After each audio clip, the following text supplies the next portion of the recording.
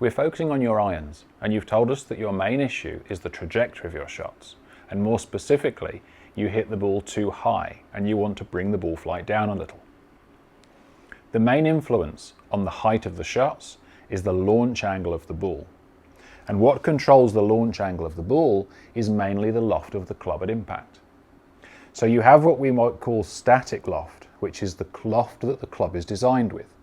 And you then have dynamic loft, and that is the loft that we present at impact, which can be changed. So very simply, the further the hands move forward ahead of the ball, the lower the dynamic loft. And the further you move the grip backwards, the higher the dynamic loft. So if you're hitting the ball too high, what we need to do is get your hands further ahead of the ball at impact so that we can bring the loft down, lower the launch angle, and in turn lower the ball flight. Starting at setup, we can look at ball position as a large influence on the loft of the club at impact. The further forward you have the golf ball, the more likely you're going to deliver higher loft. And by moving the ball back in the stance, you will very easily angle the shaft forward, which de-lofts the club. So we need to check your ball position. Make sure the ball isn't positioned too far forward for the club that you're hitting. So as a general rule, with your shortest clubs, so the wedges and the first few irons, you want the ball in the middle. Once you reach the 7 iron or the 6 iron, you might start to move the ball position forward a little. So your longer irons, although they're forward of centre, it's not by too much. We definitely don't want to see the ball positioned up by the lead foot. Now it would be the dynamics of the golf swing. So if we have a good setup and the ball position is appropriate for the club that you've got, we need to look at what's needed to make sure your hands are ahead of the ball at impact. So the first thing would be body movement. If we shift ourselves behind the ball during the backswing, and then we stay here on the way down, it has the same effect as having the ball forward in the stance, which is the club has a long time to regain its loft. So first would be, can we make sure, as we're moving down towards impact, that we have a good shift towards the target with the body, so that we can get ourselves what you might call more on top of the ball, or even feeling like you're slightly ahead of the ball. This is going to make it easier for us to get the hands forward and have the lower lofted strike that we want. Now once we have a good ball position, and we know that we're shifting the body well, it still doesn't guarantee a low ball flight, because the last piece of the puzzle is the release, and this is going to be the most important. When you swing back, you hinge your wrists on the way up, and when you swing down, you're going to unhinge the wrists. And the earlier you unhinge the wrists, the more loft you'll present at impact, which of course means that the later you release your wrists, the less loft you'll have at impact. So what we want to have control over is when you're releasing the club, as this is going to have a huge influence on the loft at impact. To start with, let's have a practice swing where we go to the top and then we don't turn the hips towards the target at all. That means the only way to get the club head down to the ball is with the hands and arms.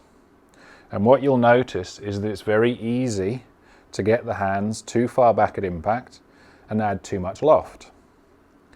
On the other hand, if we were to bring the arms and club down without letting the angle of the wrists change, just by simply moving the body towards the target and starting to rotate, you'll very quickly get the hands to the ball with the club still high up away from the ground. Which means if you start releasing the club from here, your hands have got a little bit more time to continue moving forward and get ahead of the ball. So to have a late release, it's not just a case of controlling the wrists, it's also a case of using the body well, which is the shift to the target, but also turning. So the more aggressively we can use the body, the easier it will be to release the club later. The less active the body, the easier it will be to release the club early.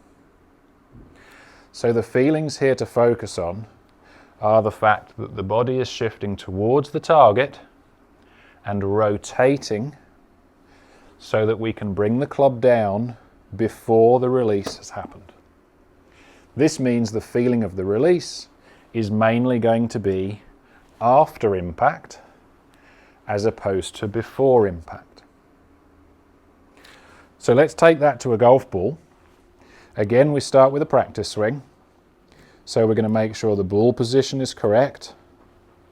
We're going to swing to the top and then bring the club down to the ball, making sure the body moves towards the target and starts to rotate. And this is bringing the arms down, but without the release of the wrists. From here, when we do release the wrists, it's going to feel very much like it's happening after we've hit the ball. What you might call a late release. And by doing this, we can very easily have the hands ahead of the ball at impact, which de-lofts the club and lowers the launch angle. So a few practice swings with a bit of flow from beginning to end, mainly focusing on getting the hands ahead of the ball at impact. And once you've felt that, hit a shot and let's see what the ball does, because the ball will tell you whether you've done it correctly or not. So if you haven't done it enough, you'll still be hitting the ball too high, which means you need to exaggerate the feelings more. If you're doing it too much, you'll find you're hitting the ball too low, in which case you can ease back off of this feeling. And when you're getting it just about right, you're going to have the ball flight that you want. So again, practice swing. Feel that the hands are going to be ahead of the ball at impact and hit the shot.